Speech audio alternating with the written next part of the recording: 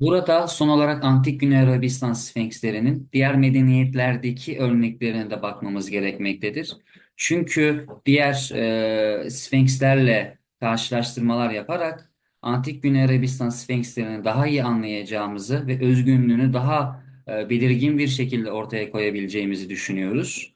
Şimdi bazı araştırmacılar Antik Güney Arabistan Sfenkslerinin Yunanlı örneklerine benzediğini iddia ediyorlar. Fakat bizler bu görüşü savunmamaktayız. Çünkü Helen Sfenksleri daha çok kadın üzerinden bir yorumlama yapmıştır. Yani kadın vücudu üzerinden bir şekillendirmenin varlığından söz edebiliriz. Nitekim Sphinx'in baş kısmı Yunanlı örneklerde kadın başıdır. Ve vücuduna baktığımızda Sphinx'in daha böyle naif, daha estetik kaygıların ve dişilliğin ön planda olduğunu görüyoruz. Ama Antik Güney Arabistan Sphinx'i bu şekilde değildir.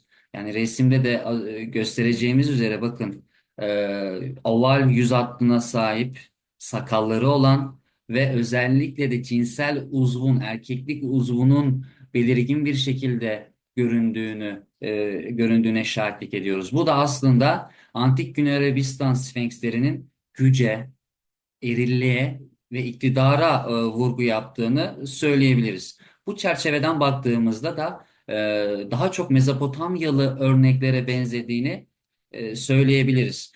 Aklıma ilk gelen Lamassular. Mesela şurada hemen sizlere göstereyim. Bu bir Mesopotamya sanatında özellikle Asurlularda sıkça gördüğümüz bir lamassu örneğidir. Bu lamassunun mesela gövde kısmına baktığımızda, daha sonra ayaklarına, akabinde gövdeden kuyruğa doğru uzanan kanadına baktığımızda, daha sonra yüzüne erkek yüzünün olduğunu ve sakallara sahip olduğunu görüyoruz. Ve akabinde de arkaya doğru uzanan saçlarını varlığına şahitlik ediyoruz. Aslında bu denklemleri alt alta koyduğumuzda açıkçası Mezopotamyalı örneklerin Antik Güney Arabistan Sfenkslerine çok daha benzer olduğunu görmekteyiz. E, Az önce videoyu izlediğimizde Lamasso'nun gözükmediğini fark ettik. Bu yüzden tekrardan bu bölümü çekiyorum. E, Az önce göstermeye çalıştığım özellikle Mezopotamyalı Lamasso örneği karşımızda.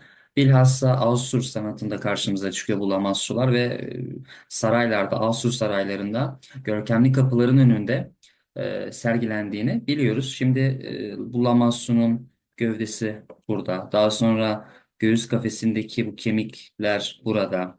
Daha sonra Lamasso'nun bacağı göreceğiniz üzere.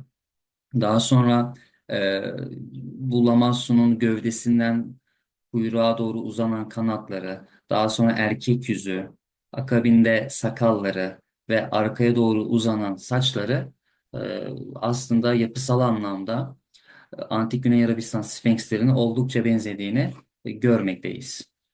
Aslında Mezopotamyalı örneklerle Güney Arabistanlı örneklerin birbirine yakın olması açıkçası oldukça normal bir durum. Çünkü Mezopotamya ile Arap Yarımadası birbirine komşu olan iki bölgedir. Bu iki bölgeyi birbirinden ayırt eden sınır ise Fırat ve Dicle Nehri'dir kuzeyden baktığımızda. Güneye baktığımızda ise hatta şurada bir haritadan da sizlere göstermek istiyorum. Ve burası Arap Yarımadası. Şibhu Ceziretil Arap. İşte Mezopotamya bölgesi de şuraları kapsıyor. Şimdi kuzeyden dediğimiz gibi Fırat ve Dicle nehirleri sınırı çizen iki doğal unsurdu. Güneye baktığımızda ise özellikle şu günümüzdeki Basra Körfezi'den antik doğuda Güney Arabistan bölgesine daimi ticari seferler vardı. Yani bu ticari rotalar aslında bu kültürel alışverişin de sebebi olabilir ki muhtemelen de öyledir. Yani bu iki halk hem Mezopotamyalılar hem Güney Arabistanlılar birbirlerinin tanıdıklarını, birbirlerinin kültürlerini, sanatlarını, örflerini, siyasi vaziyetlerini hakim olduğunu düşünmekteyiz. Bunun da temel nedeni dediğimiz gibi bu Mezopotamya'nın güneyinden günümüz Basra Körfezi üzerinden Güney Arabistan'a doğru yapılan ticari seferlerdir. Bu ticari seferler vesilesiyle sanat da aslında bir bölgeden bir bölgeye taşınmış ve bir etkileşime geçildiğini görmekteyiz. Güney Arabistanlı zanaatkarlar Mezopotamyalı örnekleri birebir kopyalamış değiller.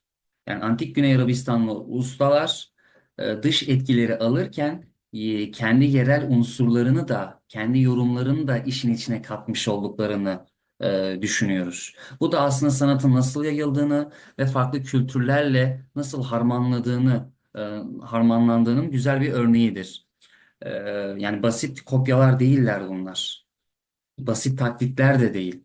Çok net bir şekilde Güney Arabistanlılar bu Mezopotamya'daki kültürü, o sanatı kendi yerel dokularıyla, yorumlamalarıyla aktif bir şekilde almışlar. Pasif değiller. Onu rahatlıkla söyleyebiliriz. Bu yüzden bu kimlik aslında iki bölge kimliğinin bir araya geçmesiyle oluşmuş eklektik bir kültürdür. Yani mesela Sphinx'teki en temel soru. e, Temel özellikler neler? Yani şu Lamassou'yla Güney Arabistanlı Sfenks'i ayırt eden temel özellikler nelerdir? Yani mesela bir kere buradaki yüz, erkek yüzü daha oval e, yapılmıştır. Daha sonra sakallara baktığımızda Lamassu örneğine göre daha kısadır ve daha az stilize edilmiştir. Daha gerçekçiliğe yakındır mesela.